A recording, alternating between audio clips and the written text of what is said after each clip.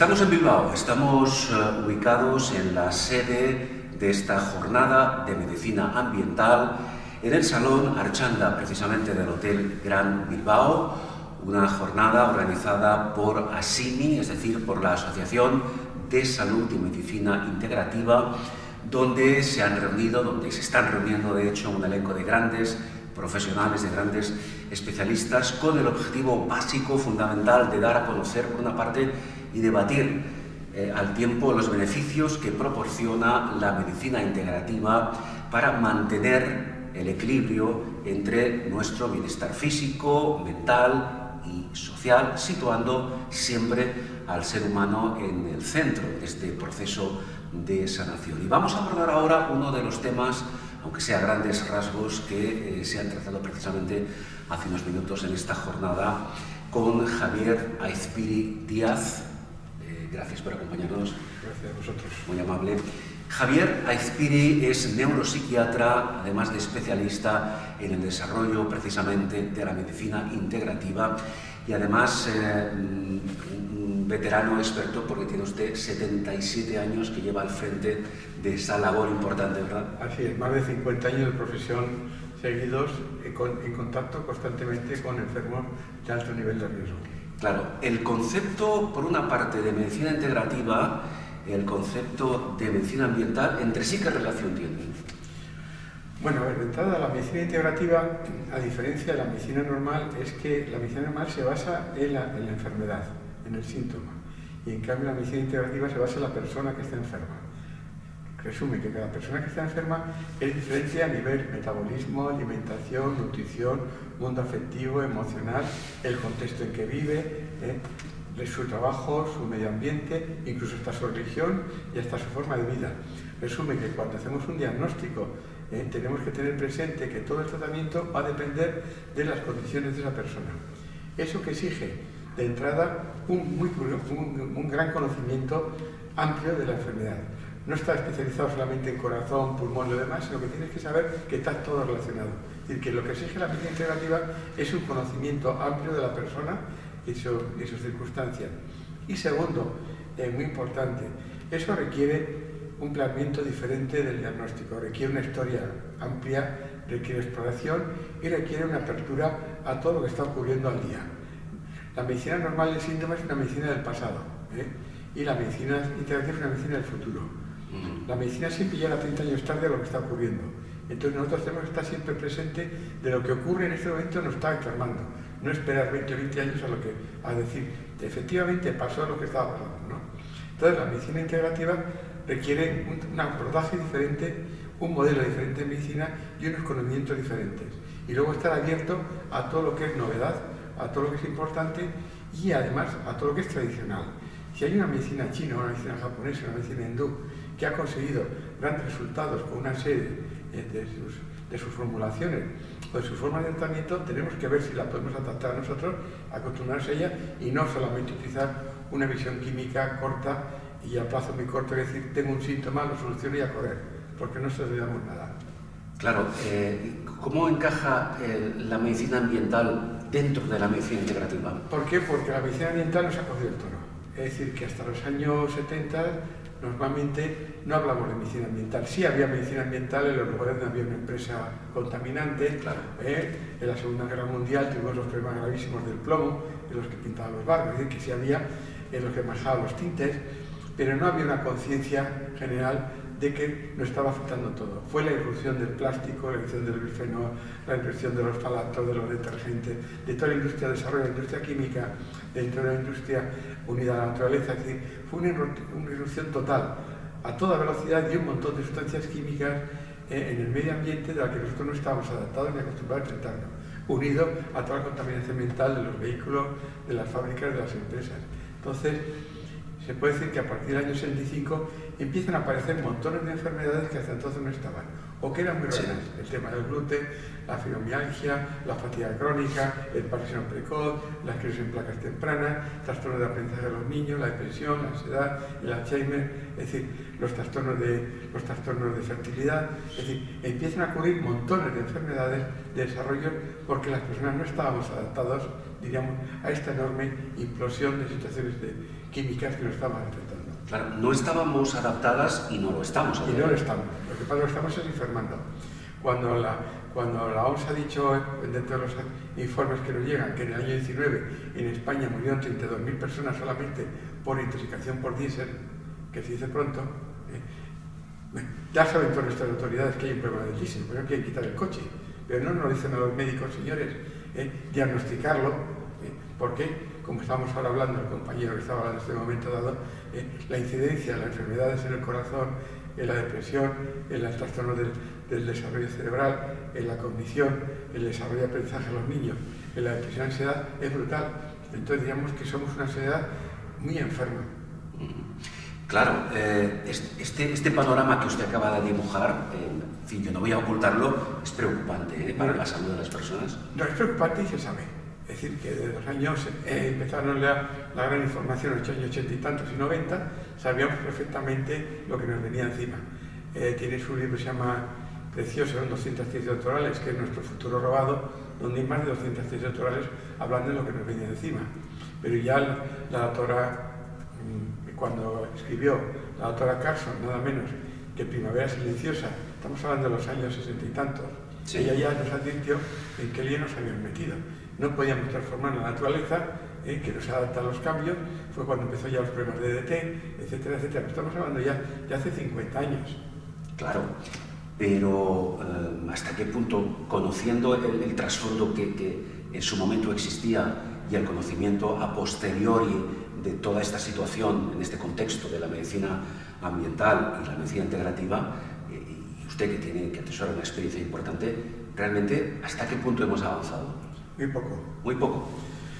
A nivel médico, muy poco. El 90% de los médicos ni saben, ni quieren, ni les apetece saber esto. Entonces, digamos que...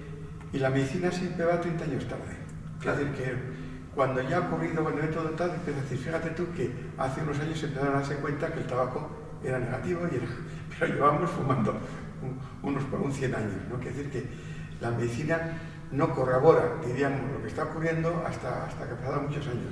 Mientras tanto, esto es una especie de punta de iceberg donde vas viendo la punta y luego vas avanzando y te van llegando más pacientes, más personas y vas teniendo más conocimiento de lo que está ocurriendo. Entonces, en este momento dado, nuestra situación es enormemente negativa. Date una idea que en el año 75 ya los espermatozoides bajaron a la mitad. Estamos hablando de lo más importante porque en el desarrollo humano la procreación es lo que se estudia, igual que los animales. Es decir, que si hacemos algo y no tenemos procreación, nos hemos acabado. Entonces el estudio de los espermatozoides de la fertilidad femenina lo da el patrón de intoxicación de un colectivo humano.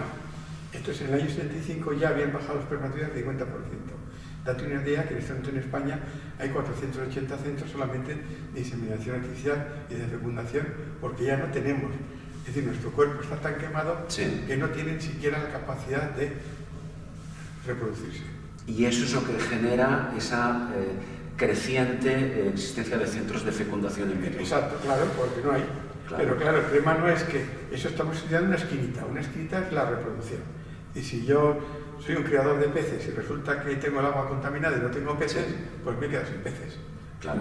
Entonces, donde se mira siempre es la reproducción. Sí. Intoxicación. Entonces, eso es un patrón. Pero claro, cuando en el momento dado hemos perdido la procreación, significa que millones de células de nuestro cuerpo están ya muy comprometidas. Todas las células que nosotros desarrollamos constantemente se han identificado su desarrollo y están enfermas. Por eso luego aparece el concepto de inflamación. Estamos inflamados, tanto en el sistema respiratorio, el sistema muscular, el sistema cardíaco, por la cantidad de contaminantes y de sumación de sustancias. Y esa inflamación a la que usted se refiere, producida básicamente por agentes externos, es lo que provoca diferentes patologías, muchas de ellas con consecuencias muy serias para nuestra salud. Todas, las primeras cardiovasculares, por eso es el aumento de infartos tempranos, el aumento de la diabetes, el aumento de la infertilidad, el aumento de las artrosis, de las inflamaciones de los huesos, el trastorno de la inflamación de los músculos. Fíjate la fibromialgia lo que está suponiendo. Entonces, ¿qué ocurre? Que toda célula del organismo, cuando entra sustancias tóxicas a nivel de las sustancias de las microplasma, se detiene la formación del funcionamiento de la célula, pierde energía y esa célula está trabajando con un esfuerzo enorme.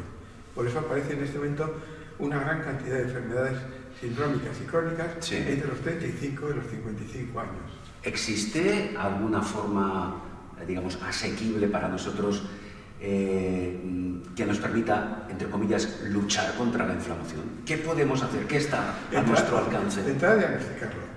Es decir, de entrada saber que eso existe y cuando uno tiene un problema gástrico, un problema de diabetes, un problema de inflamación, en este momento tenemos un montón de formas de diagnosticarlo científicamente. Es decir, tenemos analíticas, tenemos en metales pesados, como enseño yo, el estudio del bulbo de pelo, es decir, donde encontramos exactamente qué es lo que está pasando y entonces podemos hacer ya una medicina preventiva. Lo que no podemos es decir, estoy deprimido y tomo una pastilla, cuando resulta que esa depresión está producida por un trastorno inflamatorio que te afecta al aparato digestivo. Claro.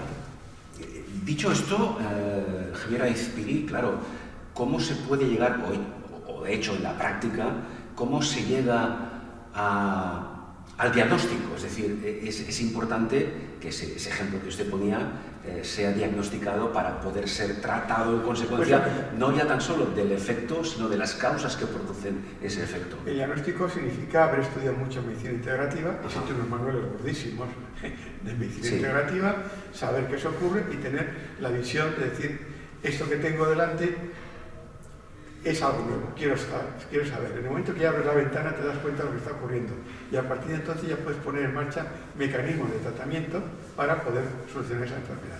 Claro, el campo es amplísimo, evidentemente, claro, tal y como usted lo plantea. Eso supone, o hasta qué punto supone que el campo de conocimientos que debe tener el profesional, en este caso que trabaja con medicina integrativa, sea prácticamente inabastable. Es que ese es el gran problema que tenemos. Los médicos se forman con profesores de la medicina antigua, con lo que ha pasado.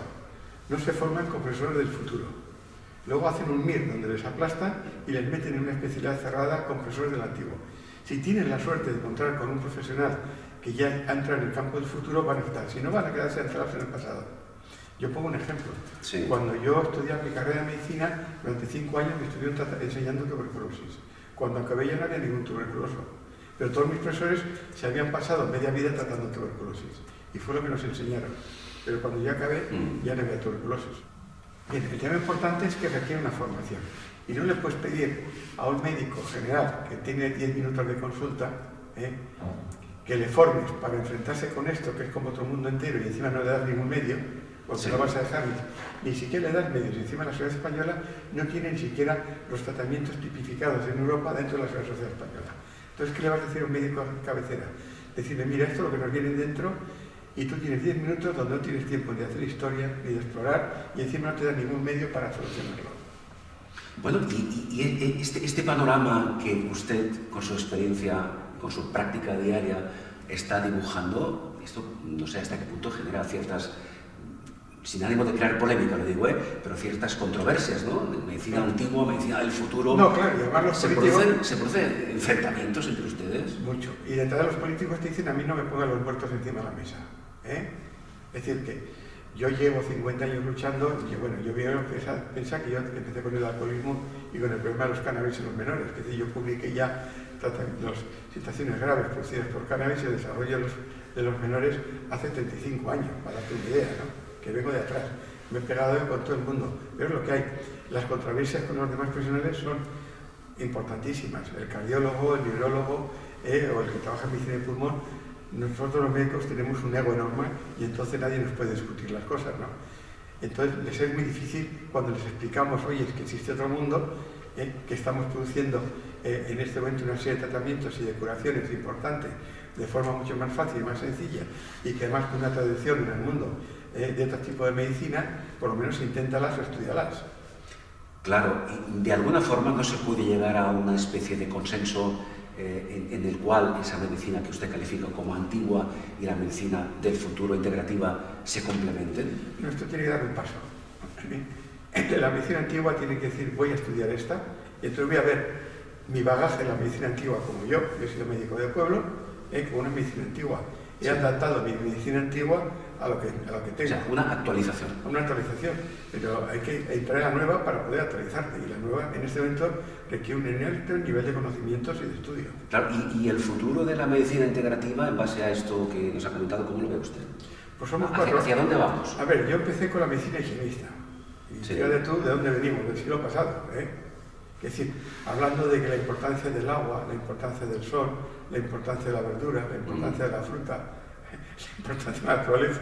Entonces, la medicina higienista diríamos que fue la base de la medicina integrativa. Pero fíjate de dónde venimos. Claro. Pues en este momento dado, bueno, en España somos 4 gatos. Yo como psiquiatra te puedo decir que habrá 4 o 5 psiquiatras integrativos en todo el país y para de contar. Claro. Por cierto, hablando de su especialidad, usted ha hecho referencia en esta ponencia a la psiquiatría integrativa, que es otro concepto, digamos, nuevo, ¿no? ¿Cómo podemos definirla? Pues lo mismo, es decir, partiendo de la base de eliminar el síntoma y partiendo de la base de que la persona que sufre es un síntoma grave.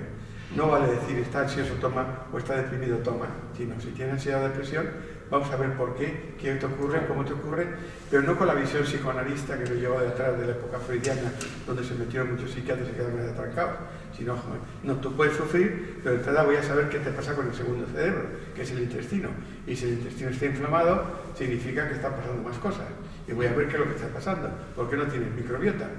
Que es un concepto nuevo que también tiene que saber el psiquiatra. Y el psiquiatra tiene que volver a explorar, a tocar a la persona, tiene que coger el oftalmoscopio, tiene que saber lo que es el pH y tiene que moverse. No vale estar sentado detrás de la mesa sin tocar a nadie, hablando y preguntando. Claro, haciendo referencia al tema de la microbiota, es lo que antes, antiguamente, era la flora intestinal. Exacto. Claro, pero ese concepto ha evolucionado. Claro, ahora es más moderno, ahora llamamos microbiota. Pero estamos hablando de lo mismo. Es lo mismo. Lo que pasa, bueno, es la flora intestinal. Claro. Es decir, el concepto antiguo que teníamos de la naturaleza, por eso sabíamos que cuando una persona la llevabas al campo y le hacías comer cosas normales, etcétera, etcétera, sabíamos que mejoraba su flora intestinal porque mejoraba su intestino. Claro, claro. ¿Y por qué razón, de manera muy resumida, de un tiempo a esta parte, a la microbiota se le llama el segundo cerebro? No, es que siempre ha sido el segundo cerebro. Ajá. Lo que pasa que, a ver, eso es dividir las especialidades. De repente yo era neurólogo y psiquiatra, o sea que mi cerebro, yo estudiaba el cerebro de las dos formas. Luego se hizo neurología por una y psiquiatría por otra. Luego psiquiatría se dobló en psiquiatría y psicología.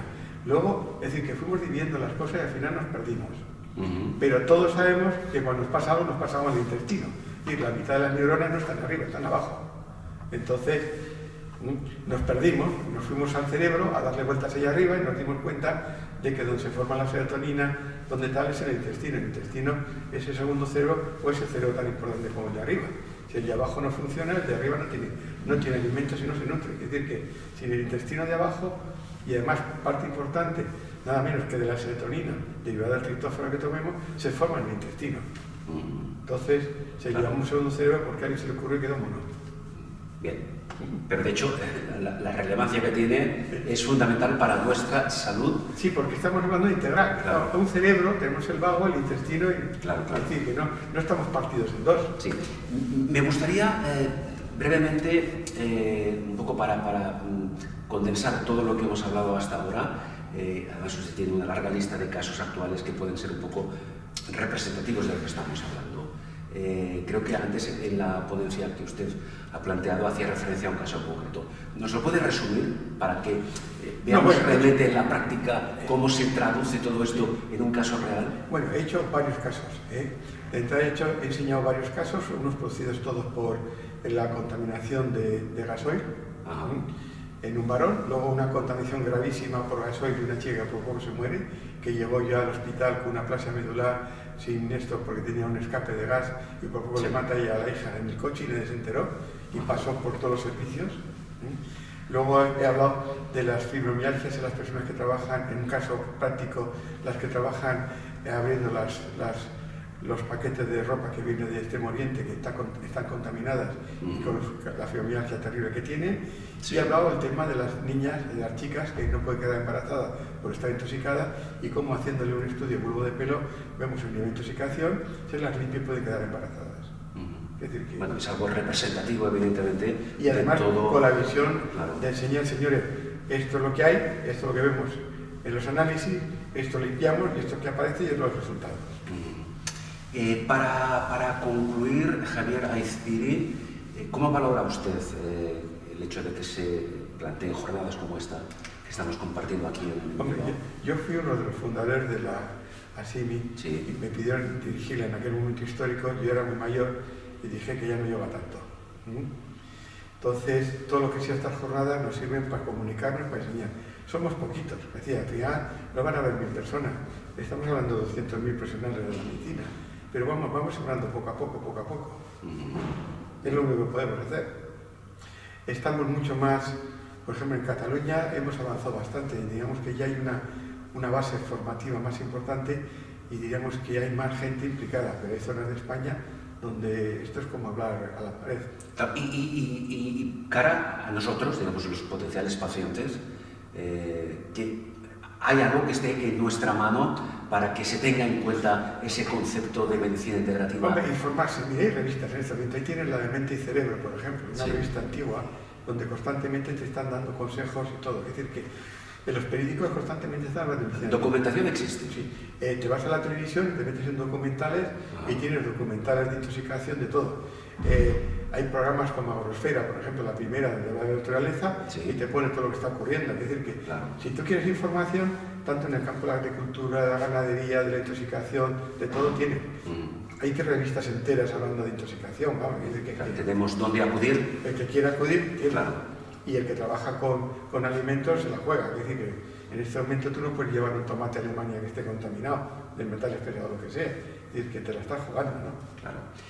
Javier Aizpiri Díaz, muchas gracias. Ha sido usted muy amable. Gracias a vosotros. Gracias por acompañarnos. Javier Aizpiri Díaz, como antes decíamos, es neuropsiquiatra y especialista en el desarrollo de la medicina integrativa, que ha estado participando y que va a continuar con nosotros precisamente en el desarrollo de esta jornada de medicina ambiental aquí en el Salón Archanda del Hotel Gran Bilbao, una jornada organizada por ASIMI, por la Asociación de Salud y Medicina Integrativa.